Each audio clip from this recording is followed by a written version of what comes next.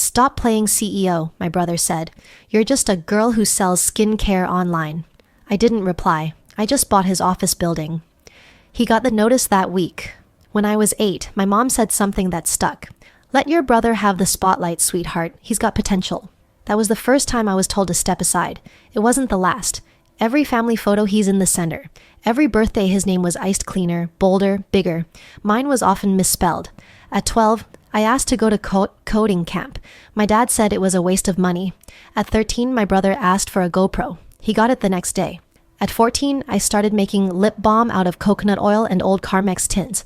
My brother called them cringe. Mom said they were cute. Dad asked if I wanted to become a clown. They said it lovingly, like that made it better. At 19, I had a basic Shopify site. At 19, my brother had a business degree and a funded startup from dad's friend. At 23, I had 12,000 customers, $0 in loans, and no investors. At 23, my brother posted LinkedIn selfies from TEDx stages he wasn't invited to speak at. He called himself a thought leader in the emerging equity space. He was also burning $20,000 a month on bad UX design. No one said anything, because they thought he'd be the empire. I was just a girl selling lotion on Instagram. Thanksgiving that year, I got there early. I helped set the table, took the pie out of the oven, peeled potatoes. I even reset the Wi-Fi when it cut out during the game. When dinner was ready, I walked to the long, warm table my mom had decorated with fake leaves and cinnamon-scented candles. She looked up at me. "Oh, sweetie, you're over there," she said. "With the kids." She pointed behind me, to a short folding table near the laundry room with plastic forks and cartoon napkins. I laughed like it didn't sting. Then I sat, cross-legged, like a 12-year-old in adult clothes. My cousin's toddler kicked me under the table. I said nothing. Later that night, Dad stood up to give his annual toast. "Family is everything," he said. "We raise each other." He clinked his wine glass, then turned to my brother. "And we're just so proud of Jason, the real CEO of the family." Jason smiled and gave a fake, humble shrug. Then he added, "At least someone in the family runs a real company." Laughter from every direction. Even my aunt who used to braid my hair. I didn't raise my glass. On the way out, my mom hugged me tight. "We're rooting for you too, honey. Just maybe try a real job next year." I nodded. She didn't see me smile. Not the good kind. The kind you wear when you've stopped explaining. The next morning, I made an extra jar of moisturizer. Labeled it, Confidence, 2 ounces, sold out by noon. I didn't tell anyone, especially not my brother. He wouldn't have understood. Yet. Jason was invited to speak on a panel called Founders of the Future, hosted by a business magazine that had never replied to my emails. He wore a slate gray suit, dropped buzzwords like innovation pipeline, and used the word synergy 4 times in one sentence. I watched from the back row, not to support him, just to see if he'd say it. He did. "We're investing in real brands," he said, holding the mic like a preacher. "None of this skincare fluff. My sister sells lip balm on the internet. Cute. But let's be honest, that's not a company. That's influencer luck." The audience laughed. So did the moderator, and my father, sitting in the front row, clapped. Later that evening, a reporter tweeted a quote from the event. Jason Hunt says, "If your business can be copied with coconut oil and food coloring, it's not a business." He was talking about me. I didn't reply. I just scrolled down. My brother had reposted it with the caption, "No shade, just facts." 3 days later, I was at a pop-up event my team had organized. A mother approached my booth with her daughter, maybe 10 years old, cheeks flushed, holding a small jar of our cream. "I just wanted to say thank you," the mother said. "My daughter has scars from surgery, and this is the only thing that's made her feel normal again." I smiled and held the girl's hand. Jason's words rang in my ears. "Fluff? Coconut oil?" I gripped the table tighter, not from pride, from control. The final trigger came quietly, like most important things do. 1 week after the panel, I was in the break room of a co-working space, refilling my tea. 2 women sat at the next table. "That pitch deck looked amazing," one said. "Jason's sister? The skincare girl." "Oh, her?" the other replied. "He told me she's just bitter he never dated her best friend." Silence. They didn't know I was behind them. They didn't even know I was me. I left the tea, walked out, went home, opened my laptop, created a new folder. Building begins. That night, I posted nothing. I replied to no messages. I just stared at a blank page and wrote one sentence. "They don't see you until you own the ground they stand on." In the morning, I canceled my upcoming holiday campaign, scrapped my rebrand draft, and started again. Not to prove him wrong, to remind myself that being underestimated is the sharpest weapon in the world. I moved into a 400 square foot apartment above a laundromat. The Wi-Fi was unreliable. The faucet squeaked. The wall smelled like bleach and forgotten coins. But it was mine. I slept on a mattress on the floor. No headboard, no frame, just gravity. I deleted Instagram from my phone, turned off all LinkedIn alerts, muted my family's group chat. They didn't notice. Every day, I worked until my spine locked. Emails at dawn, formulations at midnight, customer complaints, ingredient tests, packaging redesigns, when supplier call delays, repeat. My fingers cracked from mixing product by hand. My hair smelled like witch hazel and peppermint oil. I handwrote thank you notes for every single order. When my wrist hurt, I switched hands. No one saw that part. They never do. A nurse DM'd me from Seattle. Her chemo patients were using my moisturizer because it didn't sting. She said they smiled more. She sent a photo of a bald woman holding one of my jars, eyes closed, forehead resting on the label. I stared at the image for 6 minutes. Then I added one sentence to the website, built for people who've been through hell and still want to glow. In my 4th month of isolation, I applied for a small business grant. I got rejected. Then again and again, 19 times. The 20th time, they didn't reject me. They just didn't respond. So I emptied my savings, sold the little silver bracelet my grandmother gave me, and funded the next production run myself. When the pre-orders went live, I expected silence. But that photo the chemo patient had spread. Someone posted it on a cancer support group. Then a nurse reposted it. Then a writer picked it up. In 48 hours, we had 13,000 orders. My website crashed. I didn't scream. I didn't celebrate. I just made more jars. A venture capitalist I'd never heard of messaged me. Would love to chat about what you're building. I looked her up. Her firm had funded 6 companies now valued over $50 million. We met for coffee. I wore jeans and a hoodie that smelled like eucalyptus oil. She wore a pantsuit and no expression. She didn't ask about my margins. She asked, "Why do you care this much?" I said, "Because no one else did." She smiled. The kind of smile that tells you someone just made a decision. She didn't offer a check that day. She gave me something better. A name. A mentor. Another woman who'd built something out of nothing and survived. The 3 of us met once a week, in a cafe that served bad coffee and better advice. They didn't teach me how to pitch. They taught me how to wait, how to answer insults with execution, how to weaponize being overlooked. I changed the name of the company, reformulated everything, built a new team, small, sharp, loyal. We didn't chase trends. We chased silence. And when the relaunch happened, it didn't go viral. It went deep. We didn't get 1 million likes. We got emails like, "My daughter stopped hiding her face in class." My wife's hands don't bleed anymore. I haven't felt pretty since the surgery. This changed that. One evening, after a long packing shift, I walked to the window of my new office. It was in a co-working space, sure, but it was the first time I had glass walls and sunlight, and a space where no one could interrupt me. I sat on the floor, ate a protein bar, and whispered one sentence to the air. They laughed, and I kept building. Jason still hadn't said a word, but I knew he'd seen it. He followed the investor who reposted our relaunch. He just didn't like the post. Of course he didn't. He still didn't see me coming, which made it easier. The best part of building in the dark, they never realized until you flip the lights on. Jason launched a podcast. It was called Hustle Blood. Every episode started with a bad dubstep track and a quote he didn't understand. Success isn't owned, it's rented, and rent is due every day. He said that while sipping matcha he didn't pay for, sitting in a studio he didn't own, talking to followers he didn't engage. He interviewed people who reminded him of himself. Men in tight blazers with fake Rolexes and louder metaphors. He didn't mention me. He never did. But I was showing up in places he cared about, not headlines, not Twitter trends, retail shelves. One day, his friend's girlfriend posted a video of my product on TikTok. Her skin glowed. She tagged us. Jason replied in the comments, "My sister makes this. Wild, right? Ha ha ha ha." She replied, "Oh cool, I love her stuff. Didn't know she had a brother." My inbox tripled. We were now in 11 boutique stores, then 40, then Sephora DM. They asked if I'd be open to a pilot launch in select markets. I forwarded the email to my team. No one screamed. We just got to work. Jason's agency, the one Dad helped him fund, started missing deliverables. His biggest client, a mid-tier sportswear brand, backed out of a 6-month contract. The founder posted something vague. Sometimes the people you work with aren't the ones building. They're the ones borrowing. Jason quote tweeted it with, "Loyalty is underrated." He was unraveling in public. I got an email from someone I didn't expect. Trevor Green, owner of the building Jason's startup was leasing. Subject line, "Opportunity Office Space Transition." I clicked. Trevor said he was looking to quietly offload a commercial unit downtown. Price cut. No public listing. Quick sale. He didn't know I was Jason's sister. He just knew I was cash ready.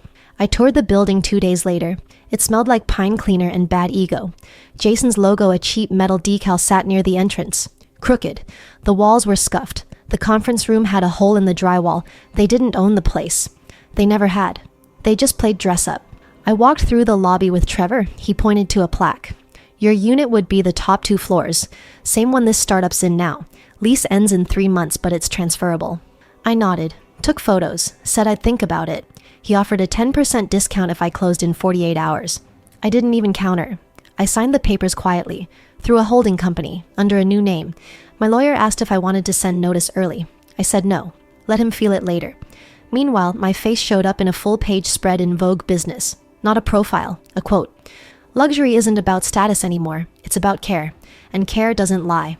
I didn't even know they were running it. My PR team just sent me a copy. Jason liked the post, but not mine. Then his COO left. No explanation. Just a post on LinkedIn. Grateful for the learning. Moving on to build with people who build. That same week, their website went offline for 3 hours. His office manager posted a blurry story. Jason standing at reception, arms up, yelling. I watched it twice. Not because I wanted to laugh, just to remember the shape of silence before collapse. He called my mom that night. She called me the next day. Sweetheart, your brother's under a lot of pressure. Maybe you can help him out. Put in a good word somewhere? I asked. A good word where? She said, I don't know. One of your influencer friends? I didn't answer. I just hung up. Then I sent the final wire. Ownership of the building was now mine. Jason had 38 days. He didn't know yet. But cracks? They always show before things fall. 38 days. That's how long Jason had left in the building. He didn't know that. Yet, he still posted stories from the rooftop lounge, still held Monday alignment meetings, still rolled into work 40 minutes late in a hoodie that cost more than my rent. He thought the silence meant he was safe. But silence? It's just sound waiting for a signal. I met with the property manager on a Wednesday. She looked exhausted. I swear this company's always late on utilities, she said, flipping through her notes. CEO never replies to emails. You'll be cleaning up their mess, but the location's worth it. I nodded. Signed the papers. Didn't blink. The LLC name on the deed was a shell. No mention of mine. No breadcrumb to follow. Even if Jason saw the transfer, he wouldn't connect it. He didn't know how quiet I could be. The final wire hit Friday morning. $1.6 million. Cash. No partners, no loans. Just years of silence and every order I ever packed by hand. I emailed my lawyer. Ownership confirmed? He replied with one line. Yes, you are now the legal owner of the property.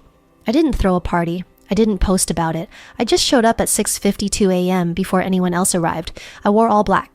Carried nothing but a manila envelope and a Sharpie. Security let me in. New badge, new name. No questions. I walked straight to Jason's glass-walled office. Same one he used for promo photos. Same one he'd once called my corner kingdom. I opened the door, walked to his desk, sat down in his overpriced chair, the one he posted on Instagram with the caption, "Only real CEOs get lumbar." It squeaked. I pulled a sticky note from my envelope, wrote 4 words, "Thanks for the view." Then I stood, placed the note dead center on his keyboard, and walked out. By 9:13 a.m. that umapoy, the email hit his inbox. Subject, Notice of Termination Commercial Lease Transfer. The sender was the building management office, but the line that mattered was at the bottom. New ownership has opted not to renew tenancy. Please vacate the premises within 30 days. He replied once, just one word. What? No answer came, because the building didn't belong to someone else. It belonged to the girl who sold skincare on Instagram. By 1 p.m., my phone buzzed, a number I hadn't saved in years, Jason. I didn't pick up. He called again. I let it ring. He texted, "Did you do this?" I didn't reply, just sent a photo, the sticky note, his desk, my view, no caption, just a timestamp. He didn't call again that night, but my mother did. Twice. Voicemail 1. Whatever you're doing, stop it. You're being cruel. Voicemail 2. Your father's worried. You know he's got blood pressure problems. She didn't ask how I was, didn't mention the Vogue feature, didn't say congratulations on becoming a commercial property owner at 29, just that I was being difficult. Of course I was. Difficult women get things done. Jason sent one final message, no emojis, no snark, just, "What do you want?" I stared at the text for a while, then typed, "Silence." and a hit send. That weekend, I walked the empty second floor, looked out the windows, watched the sunset bleed over the skyline. I brought no champagne, no friends, no photos, just one foldable chair and a little jar of moisturizer I'd made with the last of my old formula. I placed it on the windowsill, let it catch the light. Then I sat down and waited. Because the eviction notice was just the beginning. The real revenge was still finding its shape. Jason didn't show up to the office on Monday. That was his thing, arriving late. But dramatic. He probably thought the notice was a bluff, a mix-up, some paper pusher's mistake. Tuesday he came in. I know, because security called me. Your tenant tried to access the third floor. Do we still allow entry? I said yes, for now. Let him walk through a space that isn't his anymore. Let him feel the echo of ownership fading. That evening, I got another text. You're making a mistake. We've built something here. I didn't reply, but I watched from across the street. I sat in a coffee shop with tinted windows, laptop open, eyes locked on the glass building I now owned. He paced the floor, phone to his ear, gesturing at the air like it owed him something. He still didn't know. Not really. The next day, my name was quietly added to the building directory. Not my name, the LLC, a generic label, corporate, clean. Still, someone from his team must have seen it, because by Thursday, his Instagram story had a new post, black screen, white text. People will try to bring you down when they can't reach your level. Classic. He still thought this was about him. That weekend, the magazine article dropped, the one I didn't know was coming. A journalist from Fast Company had quietly followed our rise for 3 months, tracked reorder data, customer feedback, growth rate. The headline read, "The skincare CEO disrupting more than just beauty standards." Halfway through the article, there was a line. She now owns the commercial space that once housed a rival startup. The same founder once dismissed her as a girl with coconut oil. No name was mentioned, but people knew. Comments exploded. Jason went quiet. By the next week, his investors started pulling out, one by one. He posted a photo on LinkedIn, him holding a coffee cup, captioned, "Focused, grateful, still here." But he wasn't. Not really. The day after, I revoked their conference room access. His team tried to book it through the online portal. They got a polite automated message. "This amenity is no longer available under your current lease." He emailed the building manager. She forwarded it to me. Subject, "Urgent request for lease clarification." Attached was his plea. "We were told this was a misunderstanding. Please confirm we aren't being removed." I wrote the reply myself. Just one sentence. "The misunderstanding was assuming the building still belonged to you." He called my mother. Again. I know, because she called me. Left a voicemail. "You're being cruel. He's your brother." She said it like that erased the last 2 decades, like that sticky note on his keyboard had rewritten family history. I saved the voicemail. Didn't delete it. Didn't reply either. Friday, 2 weeks before the vacate deadline. I walked through the building, clipboard in hand like any property owner would. Checked the elevator, noted repairs, marked the scuffed paint outside his office. Then I walked in. Empty, except for one desk lamp still on, buzzing faintly. A sticky note on his chair read, "Where will we go?" It wasn't signed, but it didn't need to be. That night I ordered new furniture for the top floor. Minimalist, no gold trim, no ego. Just a single steel desk, glass shelves, and one small framed quote, "Power doesn't announce itself. It just shows up and owns the room." Jason's final attempt came 2 days before the lease expired. He showed up unannounced at our new retail studio across town. I was there, packing boxes with the team. He walked in like he still owned something. "I need to talk," he said. I didn't say yes, didn't say no. Just walked outside, let the door close behind me. He followed. We stood in the alley, wind pushing old receipts and dust between our shoes. "I get it," he said. "You're mad, fine. But do you really need to destroy me?" I looked at him, and I didn't see my brother. I saw a man who'd never packed his own product, never answered a support email at 2 a.m., never heard a chemo patient say, "Thank you, this helped." "I'm not destroying you," I said. "You just never built anything that could survive without a boost." He flinched. "What do you want?" he asked again. Same tone as last time. I stepped closer, lowered my voice. "I want you to feel what it's like to build in silence, without applause, without backup, and still not quit." He didn't reply. So I turned, walked back inside, didn't look back. By Monday morning, they were gone. No farewell post, no statement, just an empty office with a half-drunk protein shake in the trash and a banner that read, "Hustle harder." I had it removed, replaced it with a plant, low maintenance, long-lasting, thrive quietly. Like me, the office was mine. every floor, every keycard, every name on the mailbox. And yet, that morning, when I walked in and heard only the hum of the elevator shaft and the distant clack of someone unpacking shelves, I felt nothing. Not triumph, not peace, just the quiet, and under it, the ache. Jason didn't post for 2 weeks. That was stranger than anything. No gym selfies, no half-baked hustle quotes, no watch me rebuild videos, just absence. His Instagram bio still said, CEO, brand builder, brother. I stared at the word brother for a long time, then closed the app. One night, I found a box in the office, a leftover from their move-out.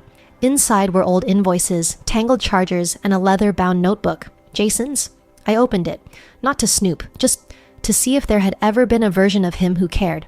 The first page, 2021. This is it. This is my year. Number one's gonna hand it to me. I take it. For me, for Dad, for the Hunt legacy. I turned the page.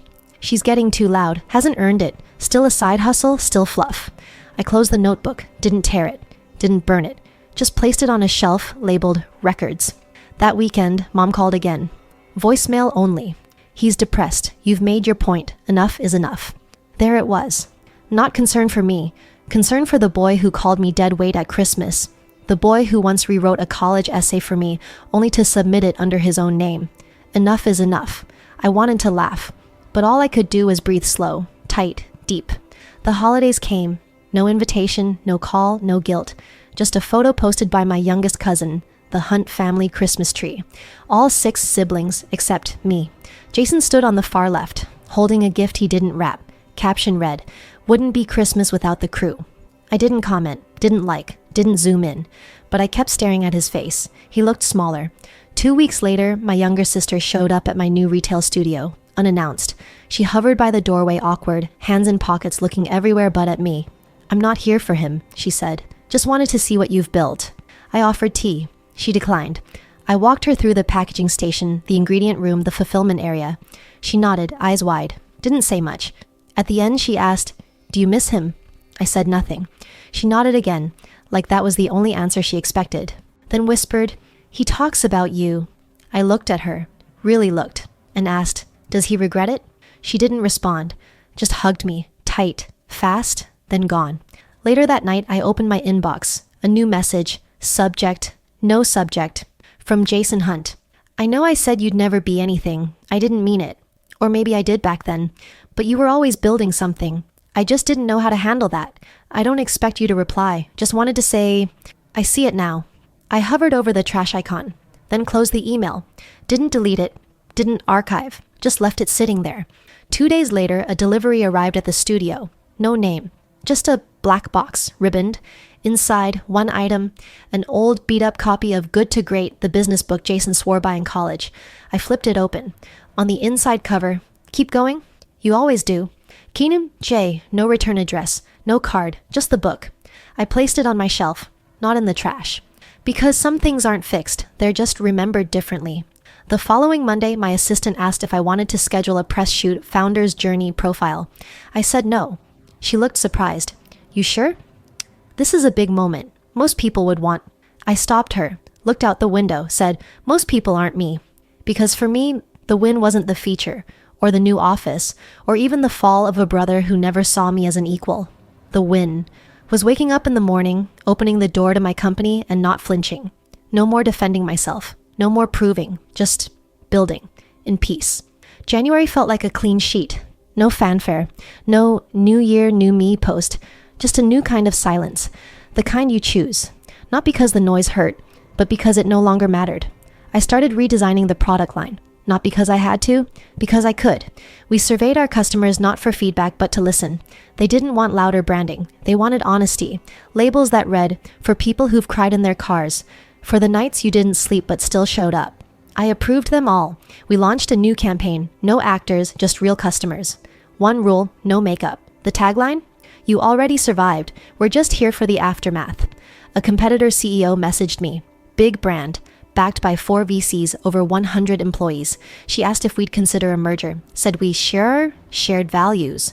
I read the email 3 times, then replied, "We don't share values. We just exist in the same market. Best of luck." She didn't write back. but we got 2,000 new customers that month, all word of mouth.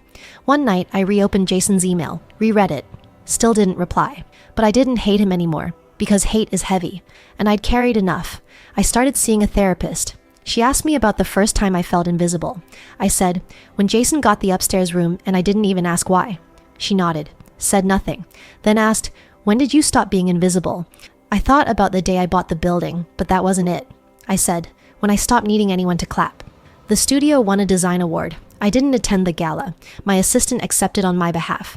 She texted me a photo of the plaque. Excellence in Purpose-Led Product Design Hunt Formulas. It wasn't my full name, but it was mine enough. 3 interns joined us that spring. All women, all first generation, all wildly brilliant. One asked me what my CEO routine looked like. I laughed, said, 2 things, good lighting and better boundaries. She grinned. I added, and never justify your silence. We expanded to 3 cities. 1 store in Austin, another in Boston, and a flagship in Seattle, designed by a woman who used to be a customer. Each space had no checkout counter, just couches, a tea bar, and a mirror with a handwritten note above it. Look at you still here. Mom emailed once. No subject line, just 3 lines. Your father's been asking about you. We saw your feature. Hope you're well. I read it while boarding a flight. Didn't reply, not out of spite, just nothing left to say.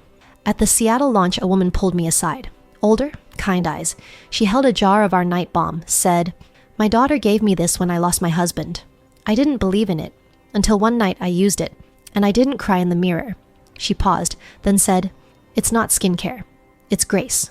I almost cried right there, but instead I nodded, held her hand, said thank you, and meant it. The building back home? Still mine, still stands. Jason never came back. The old plaque that once had his company's name now says something else. 1 word, small font, gold foil. Hunt. No first name, no need. It started with a letter, not an email, not a message. A physical letter cream envelope, shaky handwriting, no return address. Just 1 line on the note inside. I'm nearby. Just wanted you to know. No name, but I didn't need one. I recognized the way the witwy curled. Jason. 3 days later, a barista at the cafe across from my building whispered, someone's been sitting outside every day, just watches, orders black coffee. No milk, no sugar. She tilted her head toward the window. He was there. Hood pulled low. Back straight, like shame hadn't bent him yet. But it had. You could see it in the way he stirred nothing into his cup. I didn't confront him, didn't call, didn't panic. Instead, I sat in my office, the one he used to occupy, and kept working. Signed contracts, approved packaging, refused to break the rhythm of someone who'd already rebuilt. That Friday, he left something at the front desk, a small envelope, no logo. Inside, a Polaroid of us as kids, me in overalls, him in a Halloween cape. We were smiling at something off camera. On the back, he'd written, you are always braver than me. I put the photo in a drawer, didn't frame it, didn't throw it away. Later that night, I got a text from my assistant. There's a man outside the loading dock asking to speak to you, says he's your brother. I told her, I'm not here, even though I was. The next morning, I found a folded newspaper tucked under the studio door. Front page local business section. A headline about a failed tech startup auctioning off its last assets. Photos of old gear, office chairs, unsold merch. Small note at the bottom. Founder Jason Hunt has stepped down permanently. There was a quote. I thought I was building something real. Turns out I was building a stage. I read it twice, then slid it into the same drawer as the Polaroid. The 3rd time he showed up, he left a voice memo on our studio phone. I'm not asking for anything. Just wanted to say, I know I don't get a seat at your table anymore, but I see what you've done. And I'm sorry. I wish I could say more than that, but I used to think saying sorry was weakness. Turns out it's just the beginning. That night, I walked into the empty top floor of the building, the one he used to claim as his corner kingdom. I looked out over the city, felt the quiet, wondered if forgiveness meant letting someone back in or just letting them stay out without hate. He didn't show up after that. Not for weeks. Not for the spring pop-up we hosted. Not for the Women in Industry event our studio sponsored. Nothing. It was like the wind had finally carried him away. Until one day at a small cafe in the next city, I saw a jar of Hunt formulas on a display table. Next to it, a little card. Curated by local wellness consultant Jason Hunt. I stared at it. The handwriting was his, neater now, smaller. I didn't tell the cafe who I was, didn't ask how he got our products, but I left something behind on the counter, a folded card, blank inside, except for one word: continue. Summer came like it was promised just to me.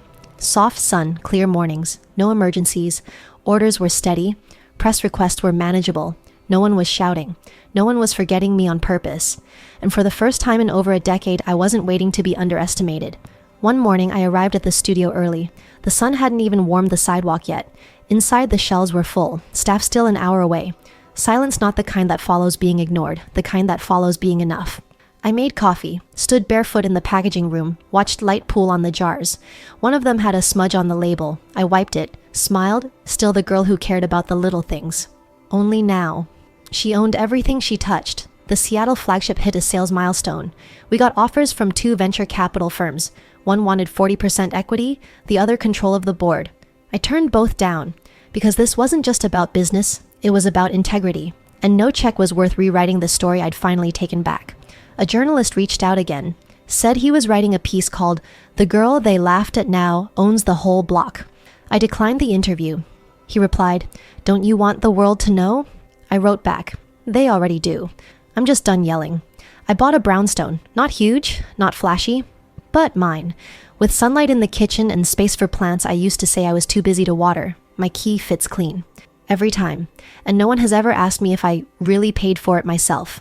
Jason never called again, but sometimes orders come through on the site from someone named Jay Hunt. Always the same products. Always shipped to different addresses. No note. Just silence. But now, that silence isn't punishment. It's peace. One Sunday, I went to the old house. The one we grew up in. It was listed for sale. No furniture inside, just dust and echoes. I peeked through the window, saw the stairs we used to race up, the scratch on the wall from when I spilled grape juice and blamed it on the cat. A woman passed by. "Thinking of buying?" she asked. I smiled, said, "No, I already have everything I need." Our newest product launched that month, a cream called Quiet Power. The jar was matte, no gold, no tagline, just 3 words in embossed lettering. Still, here, rising. At the launch event, a woman in her 60s approached me, said she was starting her first business out of her garage. She asked, "Do you think I'm too late?" I said, "Never." She asked, "How do you know?" I said, "Because I started with nothing but a shelf, a formula, and a brother who said I'd never be more than a hobby." She smiled. Didn't ask for details, didn't need to. Some victories are universal.